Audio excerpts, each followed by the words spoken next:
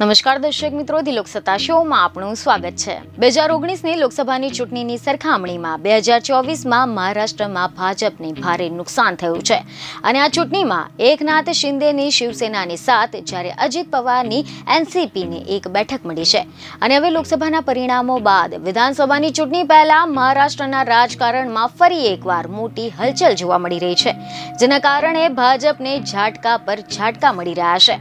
હાલ એનસીપીના અધ્યક્ષ શરદ પવારે ખેડૂતોને એવું આશ્વાસન આપ્યું છે કે 4-6 મહિના રાહ જુઓ, હું રાજ્યમાં સરકાર બદલવા માંગુ છું અને તેમના નિવેદનથી ફરી એકવાર ભાજપને ટેન્શન ચડી ગયું છે।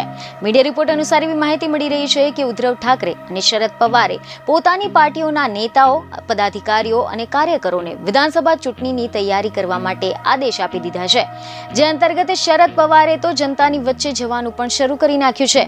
આ દરમિયાન પવારે અલગ અલગ ગામડાઓમાં ખેડૂતો અને ગ્રામીણો સાથે બેઠક શરૂ કરી દીધી છે, જે અંતર્ગત શરદ પવારે પુરંદર તાલુકાના કોલવિહારામાં દુષ્કાળ પ્રભાવિત ખેડૂતો સાથે વાતચીત કરતા એવું નિવેદન આપ્યું હતું કે તમે 4-6 મહિના રાહ જુઓ, હું રાજ્યમાં સરકાર બદલવા માંગુ છું અને જ્યાં સુધી આ સરકાર નહીં બદલાય અમે ખેડૂતો માટે જે નીતિઓ ઈચ્છીએ છીએ તે લાગુ કરી શકીશું નહીં। જ્યારે સરકાર બદલાશે ત્યારે અમે ખેડૂતો માટે કામ કરીશું। તમને નથી લાગતું કે હાલની શિવસેના ભાજપ એનસીપીની આ સરકારમાં આ સમસ્યાઓને સમજે?